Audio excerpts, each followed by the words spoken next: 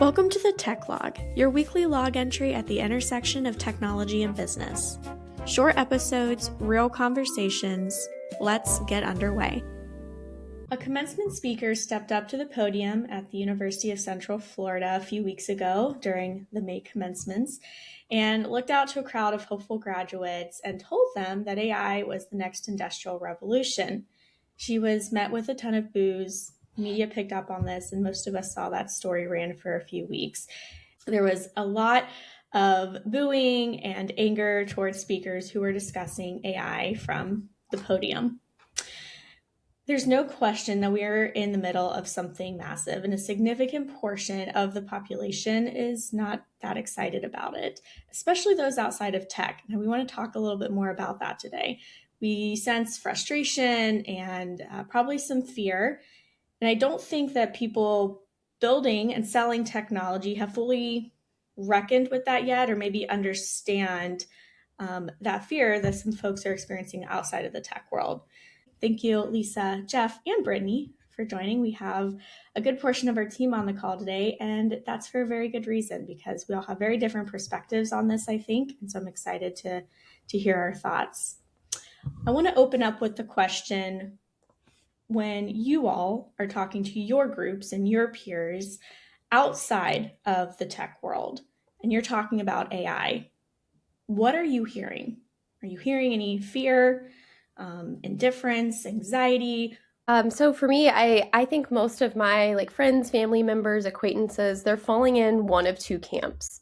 Either they work and are adjacent to AI. So like a family friend, he's in cybersecurity. So I think he's taking things a little bit more seriously. He's maybe not feeling the direct impacts yet, but he can kind of see down the line that, change, there's some disruption coming. The other camp, I would say, are those that are using AI for personal reasons. So I'm a mom. I have a lot of mom friends, so they're using it to diagnose a rash on their kids or do some grocery prep, meal planning for the week. And what's interesting is a lot of those users actually have jobs that are very likely to be impacted by AI in the near future. And I just don't think they're looking far enough ahead to even realize what's coming. Yeah, I think that the people I talk to, I don't talk to that many people really, but they're either mesmerized, amazed, or in disbelief that it can do a lot of things that it can do. And then there's a group of people who their first thing that they say is, it hallucinates. It doesn't know anything. And I think it's challenging because maybe a couple years ago or a year ago, there was a lot of hallucinating. I think it's less so now. I think that a lot of what you get back is grounded in reality. There is one person that I know who is under the age of 16, who firmly believes that AI has no capability that will be of value to them. And but the challenges that he gives to it are things like, in this certain video game on level 3, what does the player that comes out of the cave do? And maybe it hasn't been trained on level 3 of that video game, and so it didn't know that. And ultimately, I think that everywhere you go, it's being used now, from every company that you interact with on a regular basis to the Coca-Cola polar bear being AI generated now. So, although I don't think it was a real polar bear to begin with. Yeah.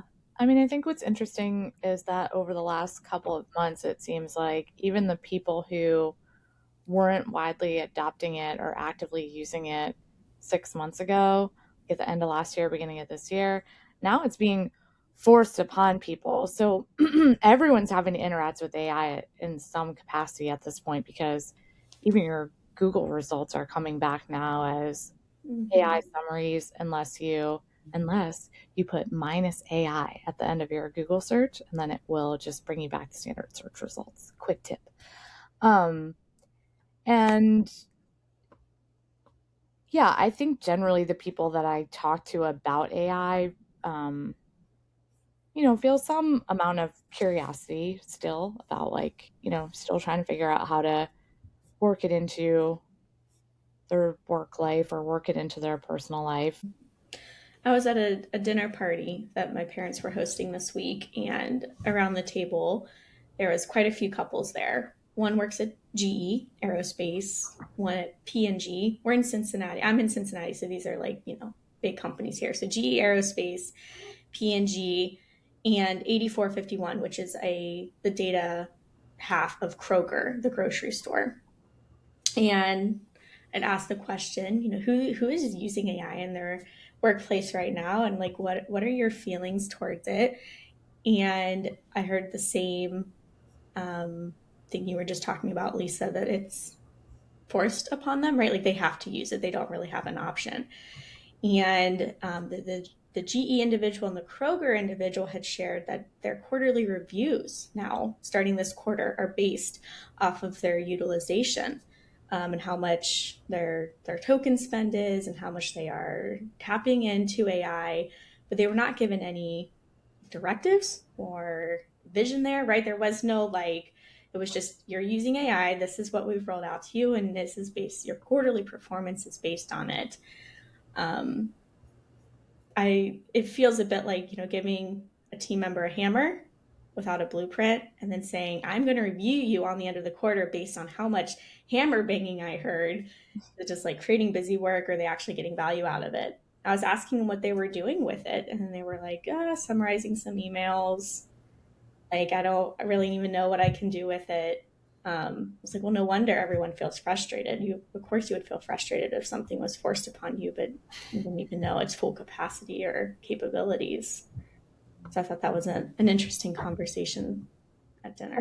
I mean, it still feels a little bit like a race to the starting line where it's like everybody wants to make sure that they're using it, but a lot of companies haven't figured out who their AI experts are yet, or they haven't formally put anything into place. So it's not like they can roll out training or directives, or, I imagine the strategy there maybe we're going to give everybody the goal of using AI, and from the bottom up, that may look chaotic. From the top down, the strategy may be there. Let's go put the people to work and see who comes up with the best ideas, right? Mm-hmm. Like what those people, while they feel sort of directionless, what's going to end up happening is like there's going to be a couple of people who turn out to be high performers in what those leaders gave them to do, and they will end up shaping the AI strategies for those companies because they'll come up with innovative ways of doing things because they weren't given instructions. The speaker at UCF also made the argument in her commencement speech that the internet caused the same type of panic. And she said, look how that turned out. Do you think that's a fair comparison, or is AI fundamentally different in how people work and make a living? That's a little bit hard for me to answer because I was really young when the internet became popular. In my personal opinion, I disagree with that because in some ways, I even disagree with the Industrial Revolution comment. I mean, yes, I do agree with it in some ways. In other ways, I disagree with it. I feel like AI is the first innovative technology that human beings have created that I can think of, at least in recent history, where the ultimate end goal of that technology was to connect people.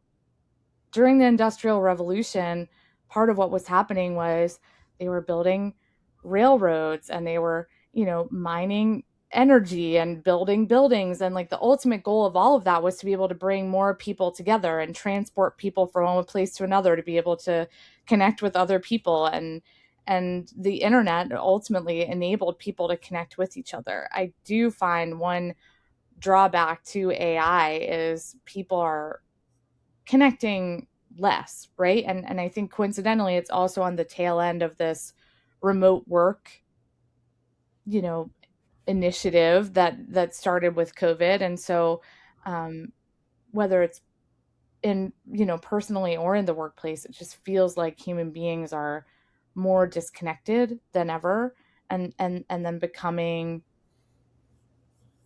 enchanted by chat features of AI.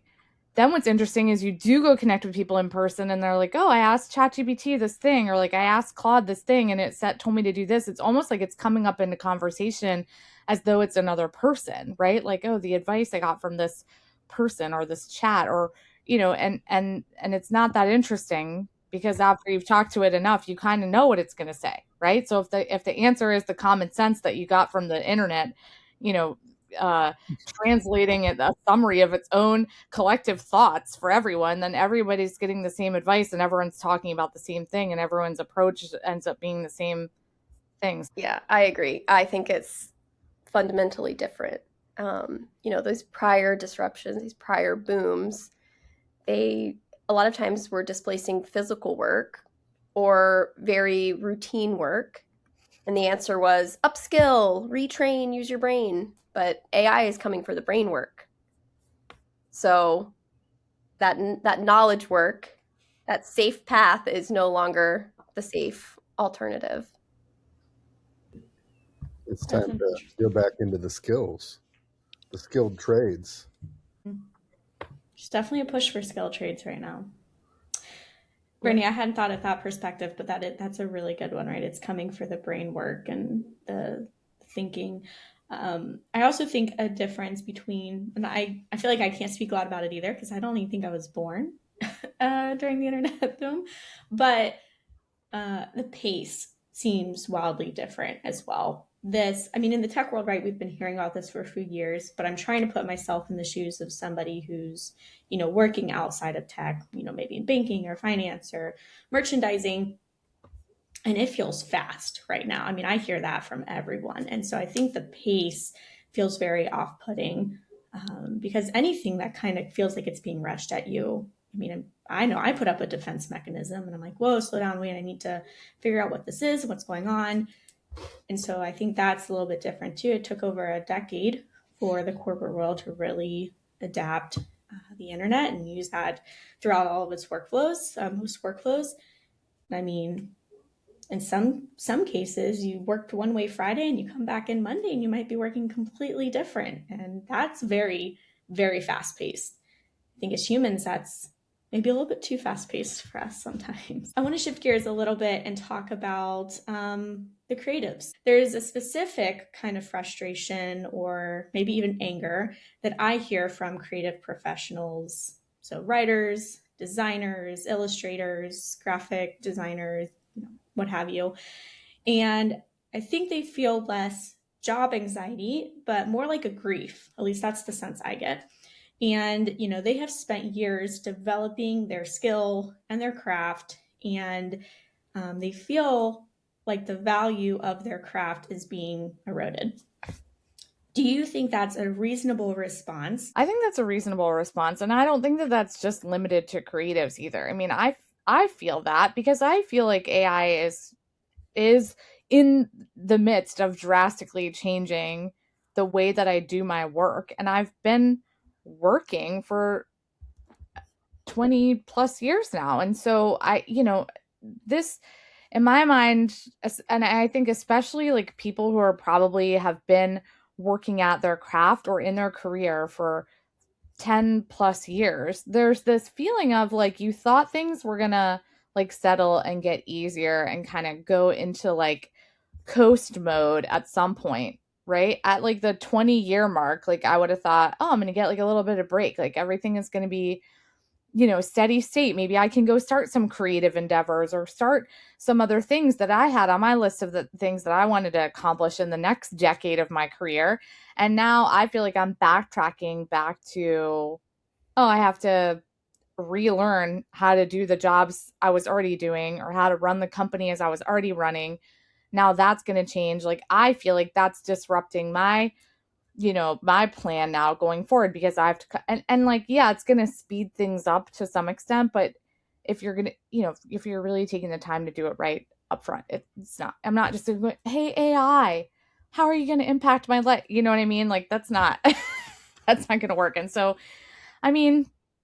I feel that I would say for the creatives, a lot of creatives are solo creatives. And so AI doesn't need to disrupt the way that they're communicating and the way that they're interacting with technology. I do think creatives are a little bit at an advantage because they can use AI to take over some of the technology portions of like running a creative business and free up more time for them to do their actual creative craft. Whereas for those of us who were building technology, that's not necessarily the case now because the way that we're building technology is just fundamentally changing and there's nothing that we can do about it. And then I think in the long run it will be good, but like while we're in the middle of it, it depends on the day. I'm not even going to say it's good and bad at the same time. I think some days it's terrible and some days it's really exciting. I definitely feel that grief.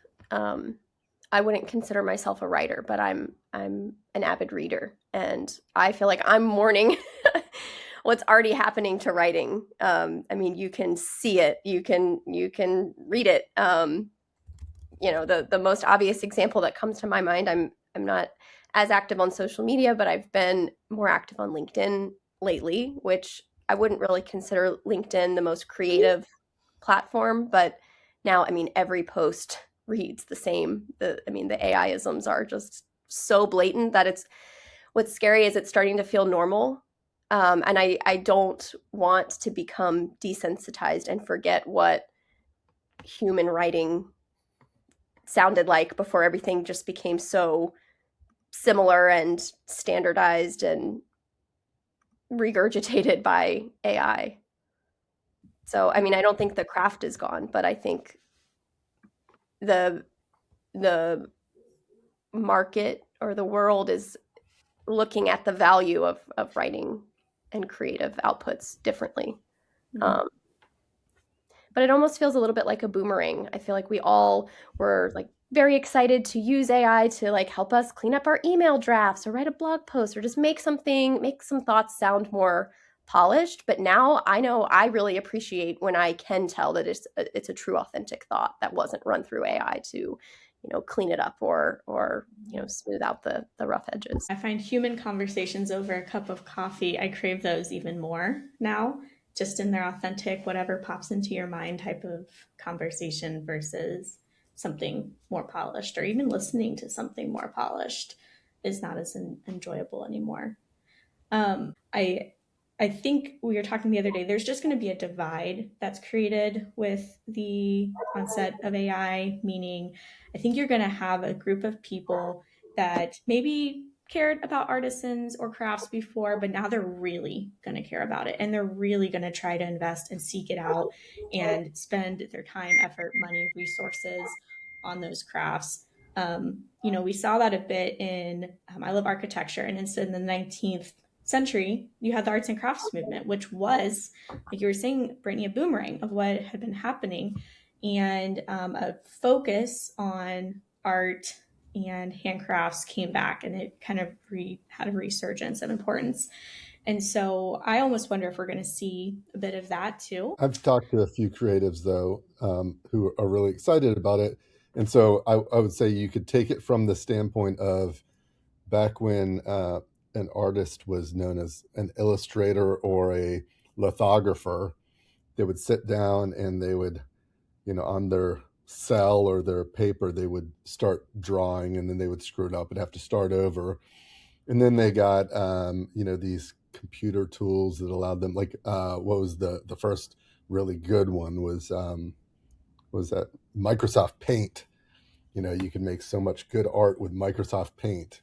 And then all these Adobe products came out, and they were really complicated to use. And so you had to become an expert at Photoshop and Illustrator and InDesign. And then Adobe started adding some AI features to them that made their ability to record what they were doing, automate their workflows, be able to help them enhance their work.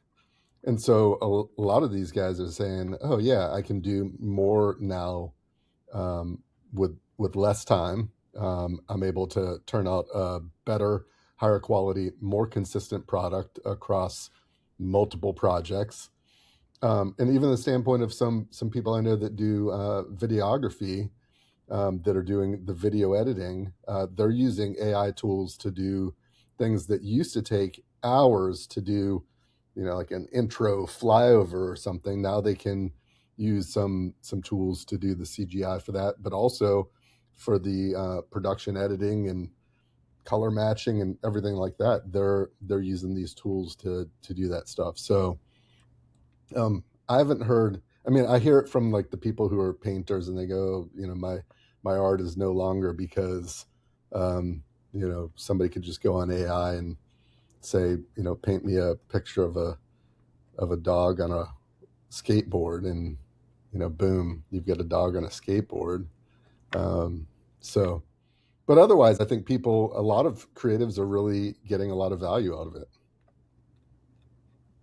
I mean, one quick example, I think that's so I have a friend that's an artist. She's a pencil artist mostly. I mean, she's does all sorts of art, but she does commissions of pets. And she had a commission request from a woman who has 7 cats, and she sent her all these different pictures of the cats. And I was like, can I just put the pictures of the cats in my AI and see if because she wanted the cats all together.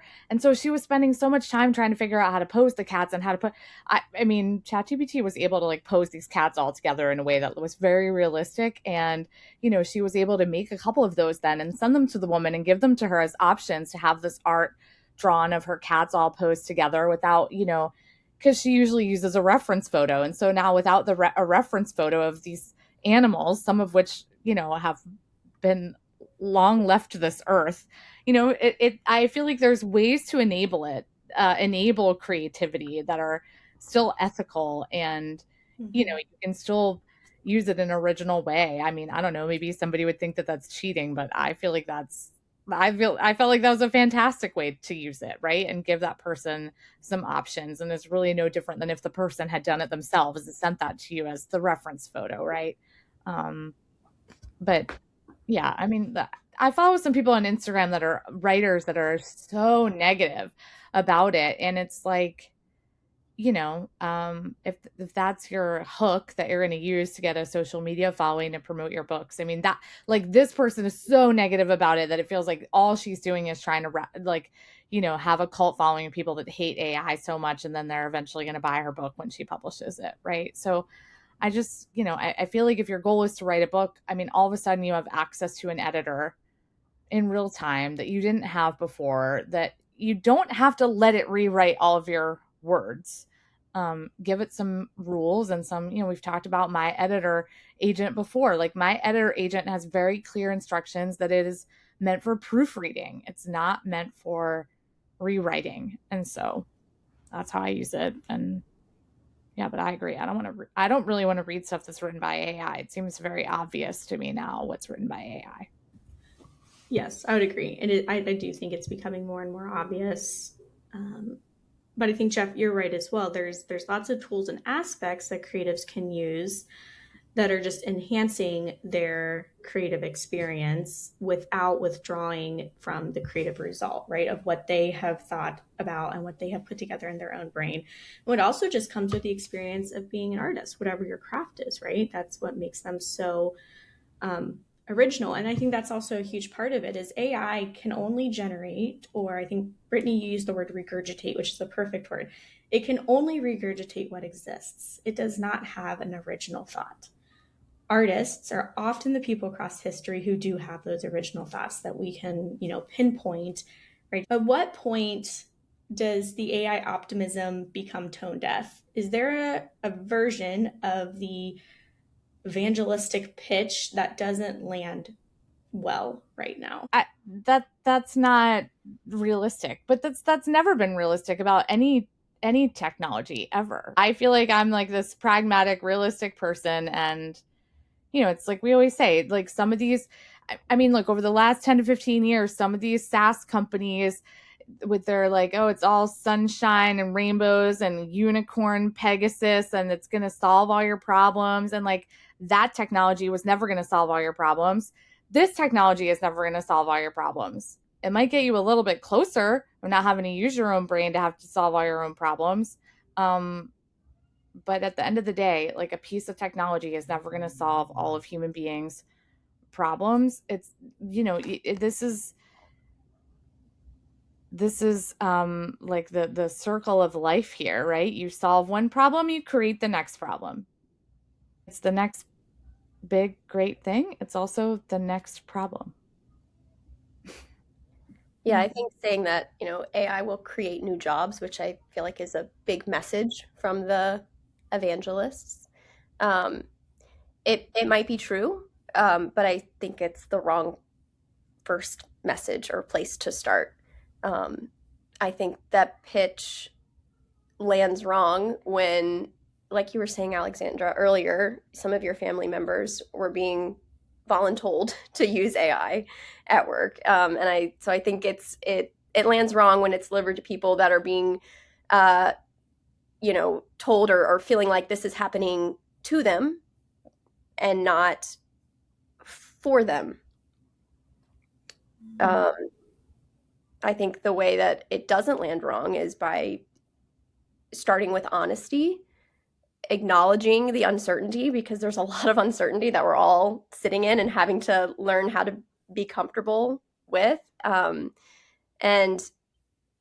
not pretending like you have all of the answers, because anyone that says they have all the answers right now probably has very few, and they're probably trying to sell you on and that's exactly where I was going to lead with that, because I think that is the strongest evangelism piece to this right now. Depending on what side of the algorithm you are on, all of your videos you are fed, whether on LinkedIn or Instagram or X or whatever you are on, is the hatred of AI or the absolute promotion. The world is going to change, get on the boat fast and get rich, or you're going to be left behind. And that piece, that side of it, the AI optimism, it feels very pushy. And it also feels very salesy right now. I know I've been saying that for a while. It feels much like a new round of MLM.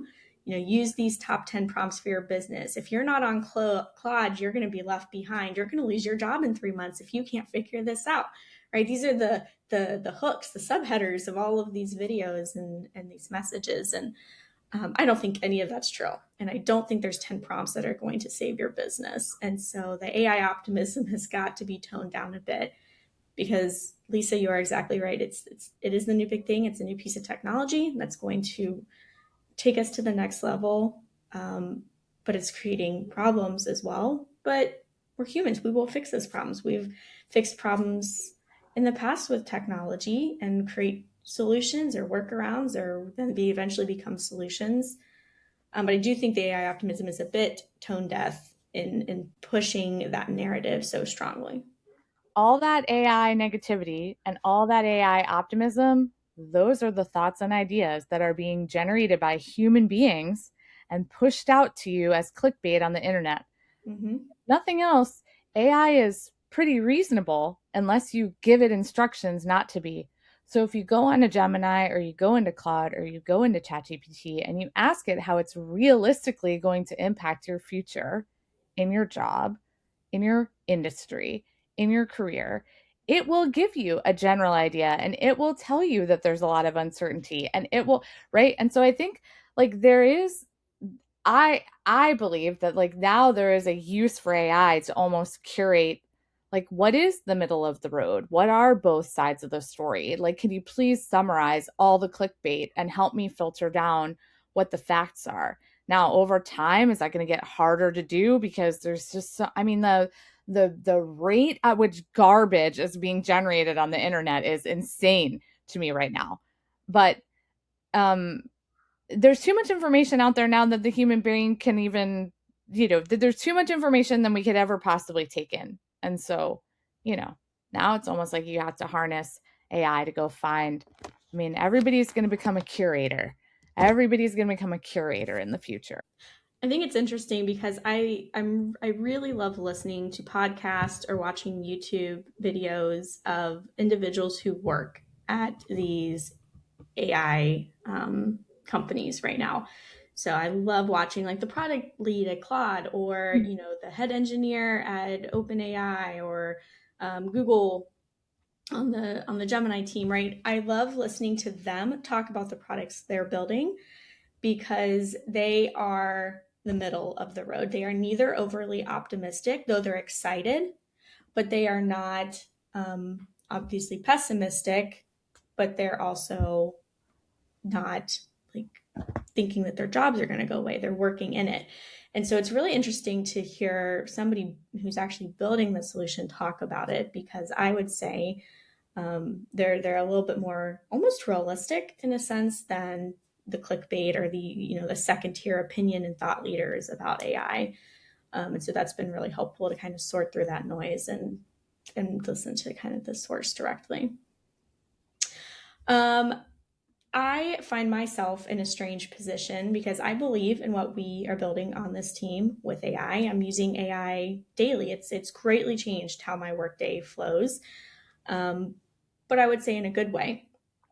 But in saying that, it does look completely different, and I do miss a bit of what it looked like even 2 years ago.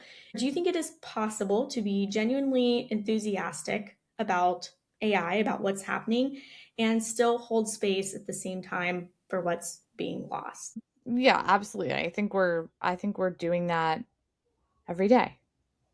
I'm also hopeful that things don't have to be permanently lost. It's like you're saying. I think in the short term, yes, it feels like a lot of things might be lost or temporarily lost, but it felt like that 6 years ago during COVID too, right? I mean, 6 years ago at the beginning of COVID, I thought, am I ever gonna go to like a live concert again and be in a crowd of people? That's what it felt like. And now that's my plan for the weekend. I'm going to go spend my weekend in a crowd of people at a music festival. There's definitely going to be a reckoning with the way that human beings interact with technology. You can already see that happening. People are buying devices to stay off their phones. People are actively trying to limit their screen time. People are going back to reading physical books because they're getting tired of, they changed a reference to Fear Factor to TikTok and Pretty Little Liars that got published in 2006. I know that. I don't think I ever read that book, but now I know that because I've seen that all over the internet. I think people are tired of feeling on edge and fearful, and like this information is just being shoved down their throats all the time. And I agree with you. I think for a long time it felt like authenticity was not valued on the internet, that if you wanted to be on the internet, you had to be perfect and your house had to be clean and you couldn't have all this like clutter on your thing behind you. And look, 3 years ago, I wouldn't have been recording this podcast. I've been like, oh, you cannot put me on the internet. Like my walls and my like door aren't the right color white. Like people might judge me for now I'm like, who cares? I'm a human being. I'm not an AI bot. So if take it or leave it, you know? So I don't think things are going to be lost permanently. Yeah, I think it's possible to hold space for both feelings, like the excitement and, the creativity of, what can I do with this? How can I, streamline this or make this more efficient? And also, the rules about what a successful life looks like feel like they're being rewritten like every day. Yeah. Right? Like the workforce is shifting. Everything is, just a little upside down right now. Opportunities that I, thought would be available or, next stepping stones like career-wise are, just not looking the same anymore. And, I also think about like future generations, like my kids, like what their life is going to look like, what kind of opportunities they're going to have, what kind of paths they're going to have to success. And I don't really know what that is going to look like. And I don't think that's being pessimistic. I think it's being realistic and honest. So yes, I think you can be genuinely excited about the prospects of, this new technology and what we'll be able to do with it, and also grieve some of the just consistency or past timelines that life has traditionally taken that, it might not go down now. On a more micro example for me this week, I've been switching over some agents from Claude into Google's ecosystem. So like Studio scripts and using Gemini to help me, move those things over. I was really excited. I was able to add some new features and I got it working smoothly. And I was like, okay, this is great. It's been a good week. And then even just a few hours later, our city posted a whole bunch of flyers for the 250th like anniversary celebration, 225, something like that. And they were all AI generated flyers and they looked awful. And I felt like so disappointed because we have so many artists that live and reside in Loveland that for years have drawn and designed the flyers. And I just felt so disappointed in the city to not reach out to those artists. And I mean, those flyers were beautiful. They were beautiful enough that like businesses would leave them in their windows for months because they were just beautifully designed. And yeah, of course, there's, AI, fake people. The hot dog doesn't really look like a hot dog that they're holding. And so I know that's a really micro example, but I think it illustrates you can hold that excitement for what you're improving and doing, and then hold that like, that really sucks. What happened to the beautiful flyers that I've seen, my entire life that the city puts out? So I can understand those two things. Yeah, I was just thinking back when we were talking to the college students who, at Stanford walked out because the CEO of Google was there and said, something about AI, just like the UCF one, then the people booed. And I'm curious how many of those students used AI to assist them in either completing an assignment, helping them on a test, helping them learn something, teaching them something. And I don't think that there's going to be a situation in the future where you're going to be able to get away from it. So I'm excited about it. And it's just like with hackers, you can use your powers for good. There's a tremendous amount of things that you're able to do in your life, including I taught my daughter how to make an app to gamify cleaning her room. And where they used to in school learn, I forget the name of the program, but for teaching them programming, you drag little boxes and pieces and you could have, and it was really just teaching them algorithmic thinking. And now you can teach them algorithmic thinking and they can actually build something with it. But they're all using it. And I think that teachers are seeing that as a challenge, but I don't know that there's a situation where I'd say like, oh, I don't think that it's valuable or I don't believe in it. And I would hope that, like you were saying, Alexander, the Passion Fund, I don't know that there is going to be value in college in the future when you can just go on to Gemini and say, teach me about biology. And it says, okay, here's what biology is. And then you can say, oh, I want to learn about photosynthesis. And then it takes you down a path of learning photosynthesis and shows you images. And then you say, test me on this. And then it tests you and you get something wrong. It says, let me teach you again. Let me reinforce the learning. And so I'm not really of the mindset that I think that I need to hold space for not believing in AI. And I think that, but if somebody wants to, and there's also people who want to go off grid or go camp and not have technology, I think that's great.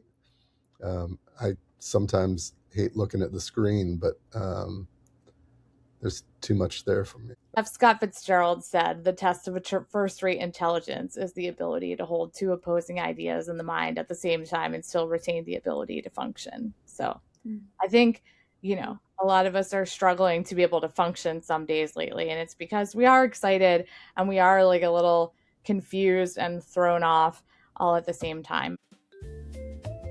We love to talk technology and business. Learn more about Port and Starboard or connect with us in the show notes. Fair winds until next time.